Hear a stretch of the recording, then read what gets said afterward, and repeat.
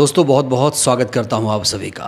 पहले तो भारतीय जनता पार्टी के छुटभइये नेता संविधान को बदलने की मांग करते थे, संविधान से छेड़छाड़ की बातें करते थे, लेकिन अब आरएसएस और बीजेपी के बड़े बड़े जो लीडर हैं वो संविधान बदलने की मांग कर रहे हैं।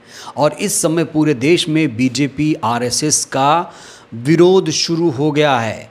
जो लोग अम्बेडकराइट हैं, जो संविधान में आस्था विश्वास रखते हैं, उन लोगों ने आरएसएस भारतीय जनता पार्टी का विरोध करना शुरू कर दिया है। क्योंकि दोस्तों जब तक संविधान है तब तक लोगों के हक और अधिकार रहेंगे, और संविधान जिस दिन हट गया उस दिन फिर से बहुजन गुलाम हो जाएगा। दोस्तों आप सभी को मालूम होगा कि आरएसएस के महासचिव दत्तात्रेय होसबोले ने संविधान की प्रस्तावना से दो शब्द जो संविधान की आत्मा माने जाते हैं उनको हटाने की मांग कर दी है। बीजेपी के तमाम नेता इस समय आरएसएस के समर्थन में उतर गए हैं। जो मध्य प्रदेश के सीएम, पूर्व सीएम कहें, शिवराज सिंह चौहान जो केंद्रीय मंत्री हैं, उन्होंने खुद कह दिया है कि समाजवादी और पंथ निरपेक्ष शब्द की अब कोई ज़रूरत नहीं है संविधान में, क्योंकि ये दो शब्द आपातकाल के दौरान इंदिरा जी ने जोड़ दिया था। तो इसीलिए अब बीजेपी आरएसएस का विरोध खुले तौर पर शुरू हो गया है। दोस्तों इस देश में दो विचारधारा काम करती है। एक तो हिंदुत्ववादी विचारधारा जिसे मनुवादी विचारधारा आप लोग कहते हैं, और दूसरी है अम्बेडकरवादी विचारधारा। इस दो विचारधारा का टकराव हमेशा से होता रहा है, और इस बीच मायावती जी ने इस पूरे मुद्दे को लेकर एक प्रेस कॉन्फ्रेंस बुला ली है। मायावती जी ने भी बीजेपी आरएसएस को बेचैन कर दिया है। भारतीय जनता पार्टी और आरएसएस को बीएसपी चीफ ने खुली चुनौती दी है। बीएसपी चीफ मायावती जी ने प्रेस कॉन्फ्रेंस करके साफ तौर से चेतावनी दे दी है कि मैं चुप नहीं बैठूंगी।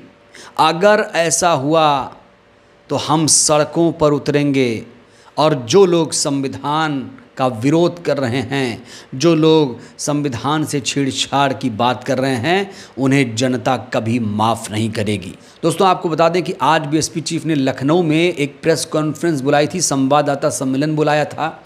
और जब उनकी बात खत्म हुई, जब शुरू में उन्होंने संबोधन दिया, उसके बाद उन्होंने कहा कि आप लोग अब सवाल पूछो।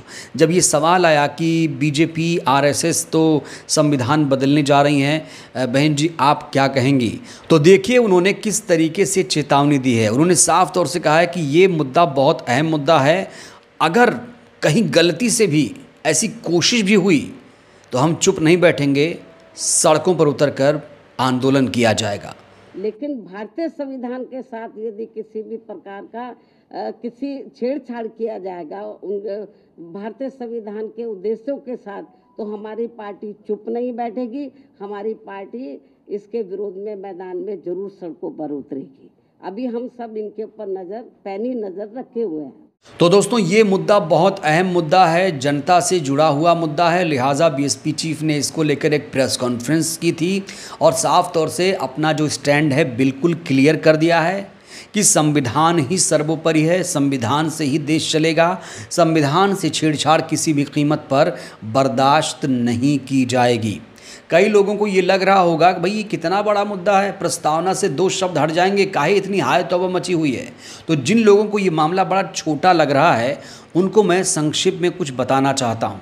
जैसा कि आप सभी को मालूम है कि प्रस्तावना से, संविधान की प्रस्तावना जिसे प्रियम्बल या फिर उद्देशिका कहा जाता है, इसी प्रस्तावना से दो शब्द हटाए जाने की बात कही जा रही। एक तो समाजवादी है और दूसरा पंथ निरपेक्ष।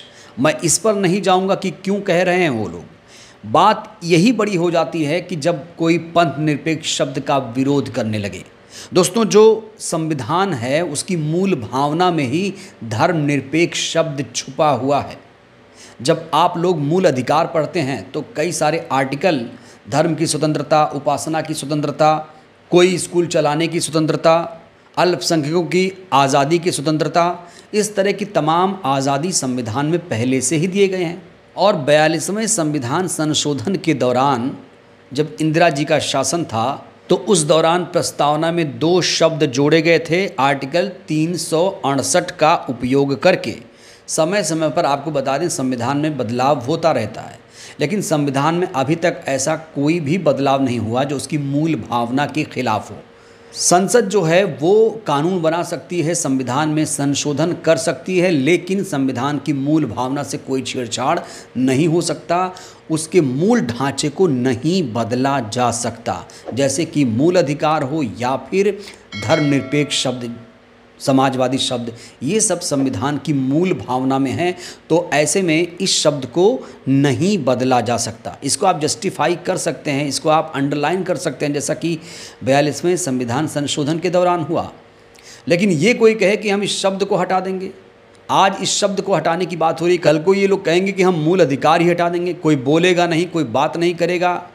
और वैसे भी दोस्तों आप लोग जानते हैं कि किसको कितने बोलने की आज़ादी आज है, कोई कितना आंदोलन कर पाता है, कितना प्रदर्शन कर पाता है। विपक्ष के लोग तो लगातार कह रहे हैं कि ये अभी अघोषित आपातकाल चल रहा है। इंदिरा गांधी जी का तो आपातकाल घोषित था कि हम आपातकाल की घोषणा करते हैं, लेकिन अब विपक्ष के तमाम नेता ये कह रहे हैं कि ये जो शासन चल रहा है ये अघोषित आपातकाल है। बताइए, क्या कोई अपने हक अधिकारों के लिए लड़ाई लड़ पा रहा है? कोई खुलकर कोई बात कह पा रहा है? आप लोग बताइए ज़रा। और आरएसएस बीजेपी जो संविधान की मूल भावना से छेड़छाड़ करने की बात कह रहे हैं, ये कहाँ तक तर्कसंगत है? दोस्तों आप सभी को ये तो मालूम होगा कि जो आरएसएस है वो कितना संविधान प्रेमी है, उसे संविधान से कितनी मोहब्बत है, बीजेपी को बाबा साहेब से कितनी मोहब्बत है, ये तो आप सब जानते हैं। आप लोगों को ये भी मालूम है कि ग्वालियर हाईकोर्ट में बाबा साहेब की मूर्ति लगनी थी और वहाँ बीजेपी आरएसएस से जुड़े लोगों ने उसका विरोध कर दिया, कहा जा रहा है। और बीजेपी की सरकार है मध्य प्रदेश में, उसके बावजूद अभी तक बाबा साहब की मूर्ति अगर नहीं लग रही है तो आप लोग समझ जाइए ये लोग कितने संविधान प्रेमी हैं।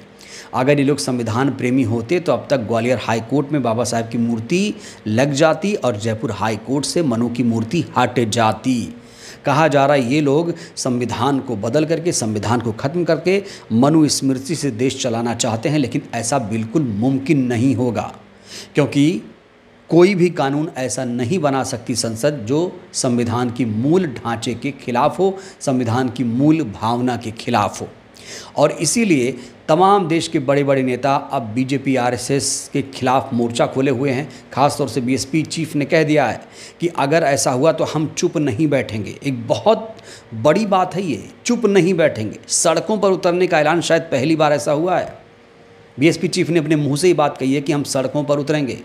दोस्तों यहाँ पर एक बात और कही जा रही है कि बीजेपी आरएसएस समय समय पर ऐसी बातें करके लोगों को चेक करते हैं कि चलिए ऐसा बयान दीजिए, देखिए क्या प्रतिक्रिया होती है। तो ये जो बयान होसबोले का है, दत्तात्रेय होसबोले का, इस बयान के बाद बीजेपी आरएसएस बैकफुट पर आ गए हैं।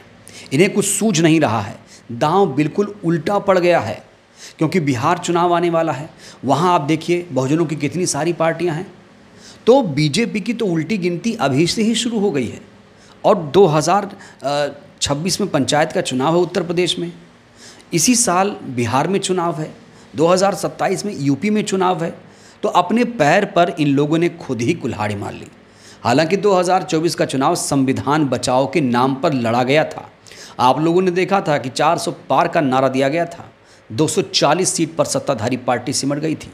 तो इनकी हालत ख़राब हो गई है। सोच रहे थे कि लाओ ऐसा बयान दे दें, माहौल बदल जाएगा, लेकिन जो बहुजन है बहुत ज़्यादा जागरूक हो गया है। इटावा की वो घटना आपको याद ही होगी, कहा गया कि यादव कथा नहीं कर सकता, दलित कथा नहीं कर सकता, आपको याद होगा। तो बहुजन अपने हक अधिकारों के लिए जागरूक हो रहे हैं। और ख़ास तौर से बीएसपी चीफ ने जो ये कह दिया है कि हम चुप नहीं बैठेंगे, ये अपने आप में बहुत बड़ा असर करेगा। ये बयान बहुजनों में एक बहुत बड़ा असर करने वाला है। और वाकई अगर ऐसा हुआ तो यकीन मानिए पूरे देश में आपातकाल जैसी स्थिति पैदा हो जाएगी, दूसरा आपातकाल लागू हो जाएगा। इंदिरा जी ने तो आपातकाल में 2 शब्दों को जोड़ा था, लेकिन अगर बीजेपी ने ऐसी कोशिश की, ऐसी गलती की, तो वो दूसरा आपातकाल शुरू हो जाएगा। दोस्तों धर्मनिरपेक्ष शब्द जो है ना, हमारे संविधान की आत्मा है। हालांकि बहुत सारे लोग आत्मा नहीं मानते होंगे। कहने का मतलब ये है कि अगर आप धर्मनिरपेक्ष शब्द निकाल दीजिए, मूल अधिकार निकाल दीजिए, तो ये संविधान कुछ भी नहीं, एक रद्दी का टुकड़ा मात्र बनकर रह जाएगा। और ये वही विचारधारा है दोस्तों, जब संविधान लागू हुआ था तब इन लोगों ने संविधान को मानने से इनकार कर दिया था। तो समय समय पर ये लोग अपना रंग रूप दिखाते रहते हैं। बहुजन इनसे सावधान रहे। बहुजन ही संविधान बचा सकता है। बताइए, बीजेपी आरएसएस में अगर बहुजन नहीं रहेगा तो क्या बीजेपी आरएसएस चल पाएगी? बीजेपी आरएसएस की सबसे बड़ी शक्ति हैं यही लोग। और अगर जिस दिन ये लोग जागरूक हो गए तो इन लोगों का वजूद अपने आप मिट जाएगा।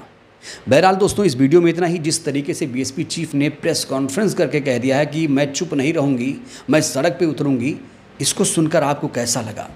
और बीजेपी आरएसएस आखिर संविधान को बार बार क्यों टारगेट कर रही है? प्रतिक्रिया दीजिएगा। बहुत बहुत धन्यवाद।